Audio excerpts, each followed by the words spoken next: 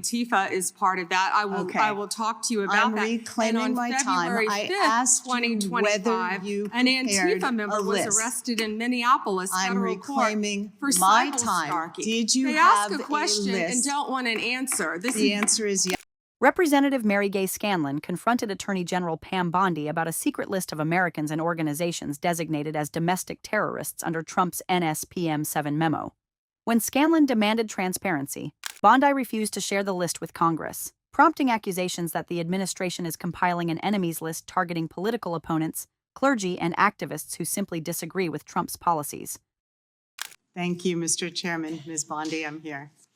On September 25th, President Trump signed a memorandum known as NSPM 7, purporting to address domestic terrorism. But Americans across the political spectrum were immediately alarmed by the memo's blurring of the line between unlawful conduct and constitutionally protected speech and activity, as well as its call to investigate, prosecute, and dismantle groups that the president and Stephen Miller described without evidence as, quote, an organized campaign of radical left terrorism.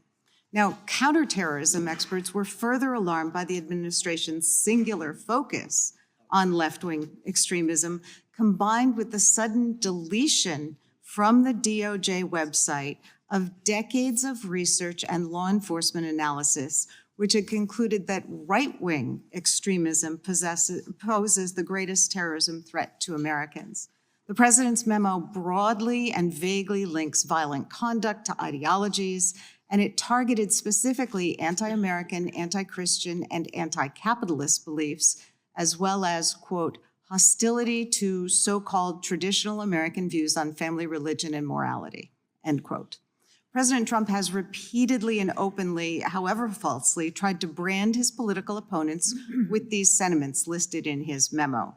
But as you know, as a lawyer, holding beliefs that the White House disagrees with is not a crime.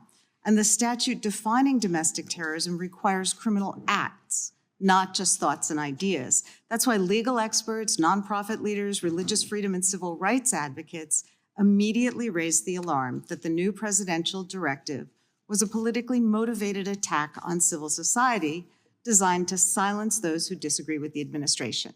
So, Ms. Bondi, Section 3 of that memo directed you, as Attorney General, to submit to the President and Stephen Miller a list of groups or entities whose members are engaged in acts that meet the definition of domestic terrorism. And then on December 4th, you directed the FBI to work with a variety of law enforcement entities to compile a list of groups and entities engaged in such acts by January 3rd, 2026, and to update that report every 30 days thereafter. So can we assume that you or persons under your direction at the Department of Justice have prepared that list of groups or entities who are designated as domestic terrorist organizations? And I just remind you that's a yes or no question. Did you prepare the list? I'm not going to answer it yes or no, but what I will say is I know Antifa is part of that. I will talk to you about that. I'm reclaiming my time. I asked you whether you an prepared Antifa member a list. was arrested in Minneapolis federal court for my cyber time. stalking. Did you they have ask a question list? and don't want an answer. The answer is yes or no. Time belongs to the gentlelady from Pennsylvania. Gentlelady can proceed. Okay. So will you commit to providing this committee with any list of organizations that you have recommended be designated as domestic terrorist organizations? We will comply with the law in all matters. Will you commit to provide this committee with your list of entities that you recommend be designated as domestic terrorist organizations?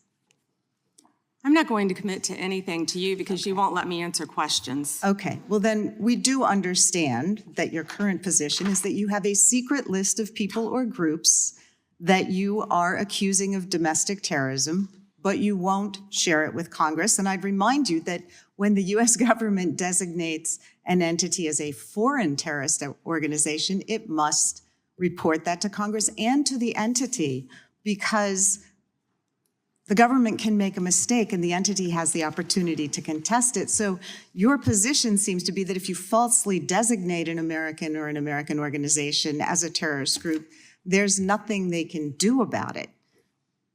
I think we get it. You don't want to answer the No, question. you don't get anything regarding public safety. Thank you. Nothing. Thank you for the insult.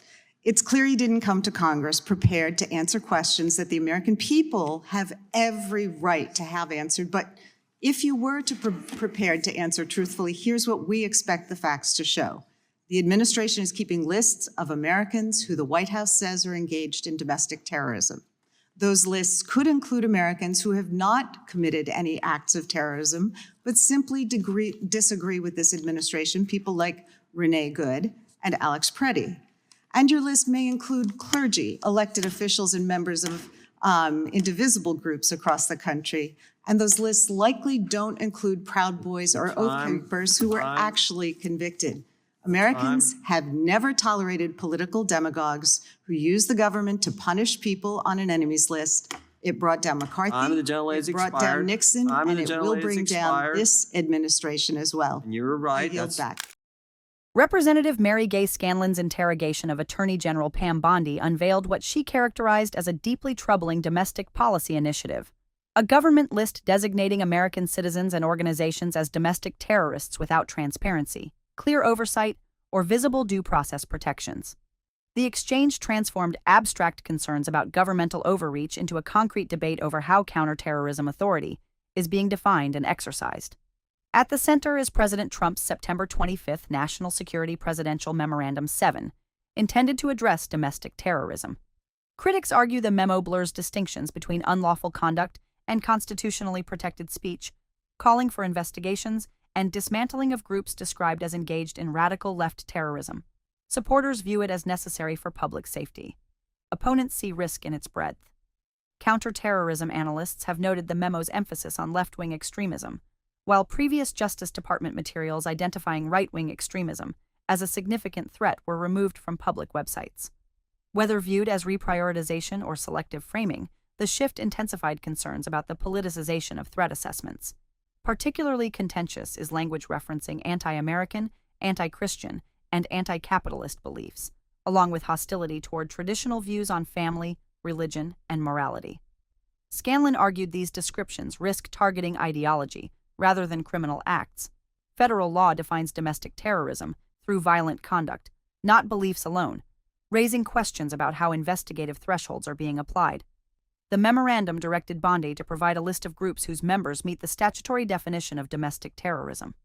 Bondi later instructed the FBI to compile such a list with periodic updates.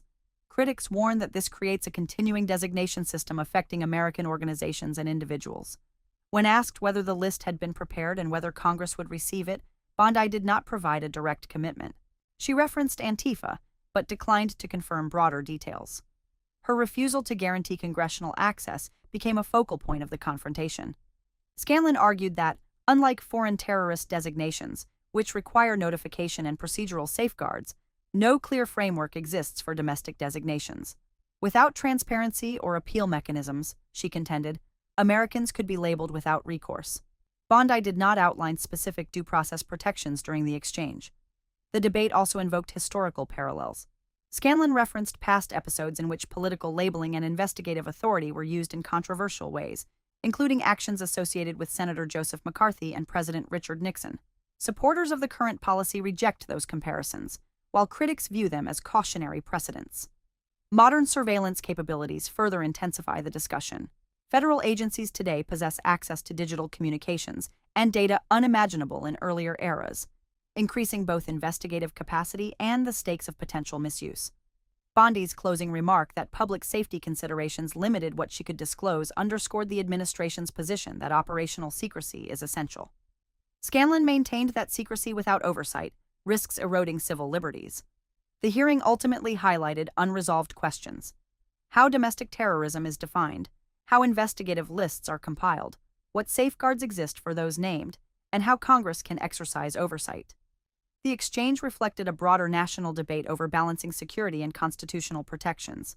Whether the memorandum strengthens public safety or introduces new risks to civil liberties remains a matter of ongoing political and legal contention.